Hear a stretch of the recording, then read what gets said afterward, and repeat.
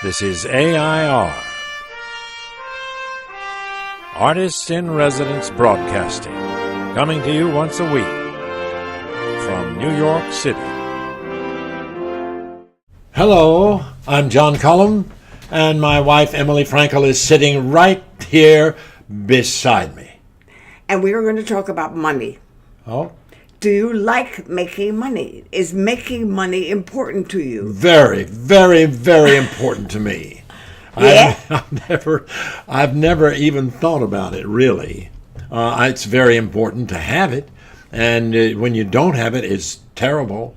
But as an actor, I've had a secret fear that people would find out that I don't really have a great deal of talent and don't deserve to make money at all because I'm doing something that I like, and I'd do it for nothing if they didn't pay me. But I don't like to broadcast that. But when you make more money, do you enjoy your job more or less? It doesn't make any difference. I have a lot of fun when things happen. For instance, my first job in New York City was as a supernumerary carrying a spear, and you saw me in that audience, but you saw that production of St. Joan you were with Todd Bowling and the director Albie Marr, and you saw me, but you didn't know that guy running across the stage barefooted in a I had no idea that I was going to end up spending my life with him. No, and I was making I think well, they had to pay us $25. I remember when $16 a week I was making there, and then I got a job in Shakespeare Rights, and they had to pay us $25 because that the amount that you get when you were unemployment was $25, so they had to at least get that much money. And then I remember when I was in Camelot, I was understudy to Richard Burton. Yes. And I was making I think $250 a week. And that was a good salary, a very good salary. And then Moss Hart came to me, and said, I had to play. I went on for Richard, and who knows what Richard was making, but Moss Hart went to the producers after he'd seen me play the part, and I jumped in at the last minute and played 4 performances for Richard, and did very well. And he went to the management and asked him how much I was making, and he said $250, and he said double it, and that my salary went up. And you forget this. I'm sorry I'm talking so much, but you asked me the question. You love money. You're just talking about money. I had nothing to do with any of these things. When I did On a Clear Day, Barbara Harris and I made $2,500 a week, and Louis Jourdan was supposed to be fired by Alan J. Lerner, but Alan could never get himself to fire him, so he was making $5,000. He was making $5,000. He was making twice.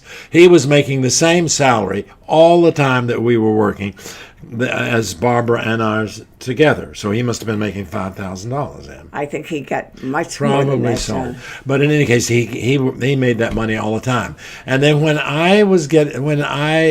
after the show closed, and they started putting people like Gordon McRae out, and Ben Johnson and other people playing my part, because I didn't have a big enough name to play in the boondocks around the country. Nobody would come to see me, but they were paying these other people to play my part.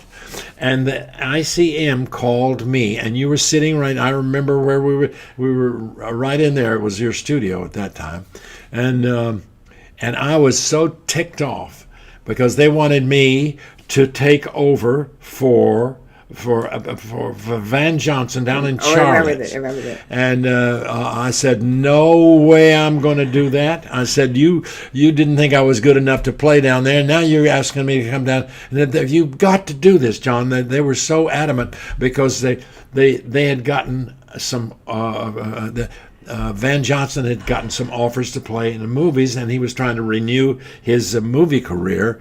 And ICM was so ticked off with me, and I wouldn't do it, and I slammed the telephone down. Well, John Cullums, Wait a stop. minute! Wait a minute! This is you don't remember. This is the point I'm telling you. I hung up. And you said, what? And you said, what did they offer? And I said, the same thing that I was making on Broadway. And I said, I'm not going to do it. And you said, call them back and tell them you'll do it if they double it. You don't remember that? No. So I picked up the telephone and I called back and I said, I'll do it if you'll double my salary up to $2,400. Okay, now stop. And wait a minute. And that became, and they immediately said, okay. And that became my salary that I could use as a quote. And you doubled it just by saying, calling them up and telling them double it. Listen, Now, what I that's really fun. wanted to talk about was whether or not making money motivated you. But we've already used up our time. But So it doesn't. that's what I wanted to hear. doesn't. Making money does not motivate no. John. I never even thought about He it. would make $10 rather than $10,000 if it was a part that appealed to him. And that's all that I wanted him to say. Yeah, but wasn't it funny to hear all those different stories where other people increase my salary, including you?